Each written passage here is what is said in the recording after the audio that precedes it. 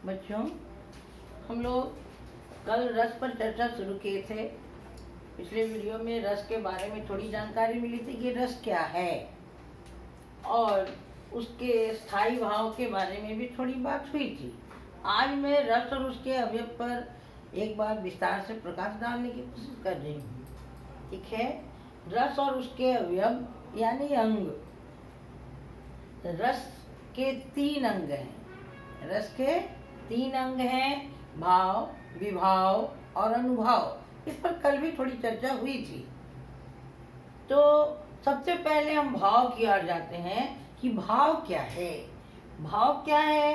तो मन में विकार है। सबके मन में क्रोध है, नाराजगी है, ईर्ष्या है, द्वेष है, प्रेम है, सब कुछ है। इसी को हम विकार कहते हैं। तो मन में जो विकार है उसको ही भाव कहा गया है। इसमें कुछ भाव ऐसे होते हैं जो मन के अंदर स्थिर भाव से बैठे होते हैं। मन में वह भाव हमेशा मौजूद हैं। ऐसे भाव जो मन में अस्थायी रूप से विराजमान हैं, अस्थायी रूप से बैठे हुए हैं, उन्हें अस्थायी भाव कहते हैं। कल भी इसकी थोड़ी चर्चा हुई थी। और ये अस्थायी भाव 9 हैं, लेकिन कुछ काव्य शास्त्रियों ने इसे 2 और भेद बताए, इसलिए पूरे स्थायी भाव की संख्या 11 हो गई है। तो उन 11 की चर्चा मैं यहाँ पर कर रही हूँ। रति, उत्साह, वैराग्य, शोक, क्रोध, भय, घृणा, विस्मय, हास, संतति प्रेम और ईश्वर प्रेम। यहाँ पर मैंने इसको लिख भी दिया है। रति, उत्साह, वैराग्य, शोक, क्रोध, भय, घृणा, विस्मय, हास, संतति प्रेम और ईश्वर प्रेम, ये 2 जो अतिरिक्त में हैं, तो मिलकर के हो गए 11। ठीक।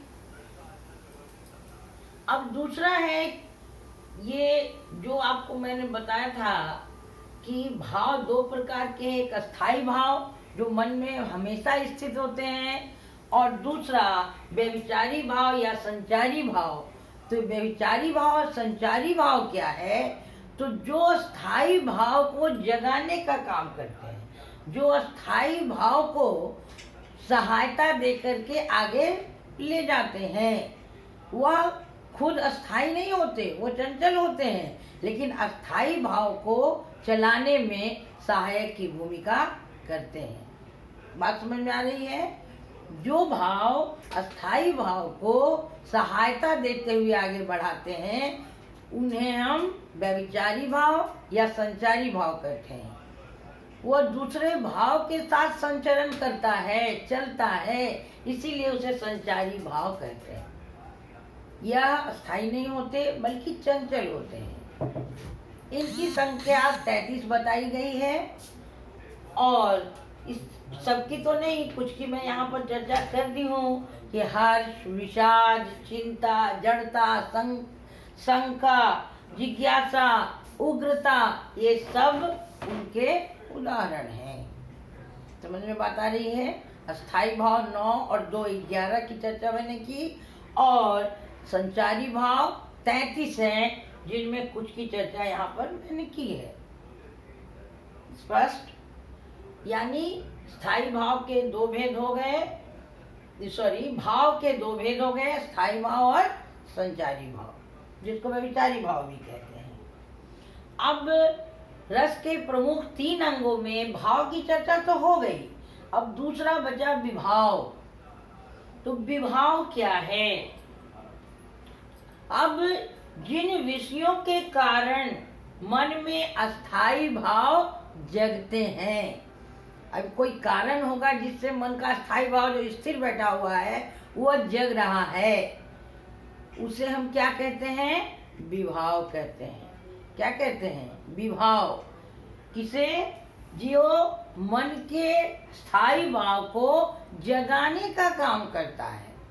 जैसे कक्षा में आचार्य जी, शिक्षक प्रवेश करते हैं और बड़ा शोरगुल का वातावरण होता है। अब उस शोरगुल के वातावरण को देखकर शिक्षक के मन में क्या भाव आ जाएगा? तो उनके अंदर क्रोध तो बैठा हुआ है। वो क्रोध अपना विकराल रूप लेने लगेगा, वो दांत खींचने लगेंगे, गुस्सा करने लगेंगे। किसे देखकर? उन बच्चों को देखकर जो क्लास में शोरगुल कर रहे हैं। तो जिन शिक्षक क्या हो गए, वह हो गए आश्रय, और जो बच्चे शोरगुल कर रहे हैं वो हो गए आलम्बन, और जो परिस्थितियां हैं उस कक्षा की वो परिस्थितियां हो गई उद्दीपन। अभी हम लोग इसकी चर्चा करेंगे, क्योंकि विभाव के अंतर्गत ये 3 भी आते हैं। लिखे हैं, जिन विषयों के कारण मन में अस्थायी भाव जागृत होते हैं उसे विभाव कहते हैं। विभाव के भी 3 अंग हैं। विभाव के 3 अंग, आश्रय, आलम्बन और उद्दीपन। आश्रय, जिसके मन में भाव जागृत होता है।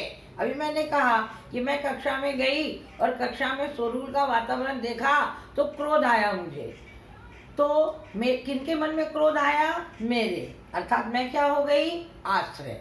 और किसे देखकर, जिसे देखकर भाव जागृत होता हो वो हो गया आलम्बन। तो कक्षा में शोर का वातावरण में छात्रों को देखा तो छात्र क्या हो गए? आलम्बन। और शोरगुल के समय में कुछ बेंच बजा रहे हैं, कुछ इधर उधर दौड़ रहे हैं, ये जो काम हो रहा था वहां पर, ये सब जो देख करके वो वहां की जो स्थिति है वो हो गया उद्दीपन। समझ में बात आई कि आलम्बन, आश्रय, जिसके मन में भाव उत्पन्न हो, आलम्बन, जिसे देखकर भाव उत्पन्न हो, और आश्रय, जिस परिस्थिति के कारण मन में भाव उत्पन्न हो, ये उद्दीपन। ठीक है, तो आश्रय, आलम्बन और उद्दीपन ये विभाव के 3 अंग हो गए। ठीक है, आगे बढ़े। तो तीसरे भेद के रूप में हम लोग आ रहे हैं अनुभाव। अब अनुभाव क्या है? तो अनुभाव है कि जब आश्रय मतलब जो कि जिसके मन में भाव हो रहा है, आश्रय को मन में भाव शुरू हुआ और किसी तरह का वो, जिसको आप क्रियाकलाप, एक्टिविटी कहते हैं, चेष्टा करने लगा। जैसे मैं कक्षा में गई और शोरगुल देखा तो खूब जोर से चिल्लाने लगी, दांत खींचने लगी, डस्टर बजाने लगी। ये सब जो चेष्टाएं मेरे द्वारा की गई वो हो जाएगा अनुभाव। क्लियर हो रहा है ना? तो ये आपके पास 3 बातें आई, भाव, विभाव और अनुभाव। मेरी समझ से बात आप तक पहुंच गई है। फिर भी मैं आपको एक उदाहरण द्वारा इसको और स्पष्ट कर रही हूँ कि माता यशोदा ने नटखट कृष्ण को की बाल सुलभ क्रिया करते देखकर प्रसन्नता से झूम उठी। अब माता यशोदा आश्रय हैं, नटखट कृष्ण आलम्बन, बाल सुलभ क्रिया उद्दीपन और प्रसन्नता से झूम उठी, ये हो गया अनुभाव। ठीक है, तो माता यशोदा के मन में क्या हो गया था? प्रसन्नता हुई थी, इसलिए वो आश्रय हो गई। किसको देखकर हुआ? तो नटखट कृष्ण को देखकर। और क्यों हुआ? कि उनकी बाल सुलभ क्रिया को उन्होंने देखा। तो ये स्थिति है आश्रय, आलम्बन और उद्दीपन। और स्थिति में क्या अंतर आया? माता की क्या चेष्टा हुई? तो वो प्रसन्नता से झूमने लगी, ये हो गया अनुभव।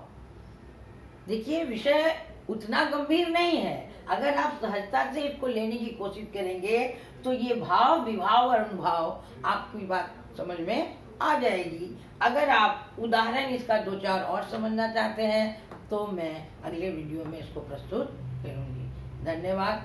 आपको अगर ये बात समझ में आ गई, अच्छा लगा, तो आप मेरे चैनल को सब्सक्राइब करें, लाइक करें एंड शेयर करें। धन्यवाद।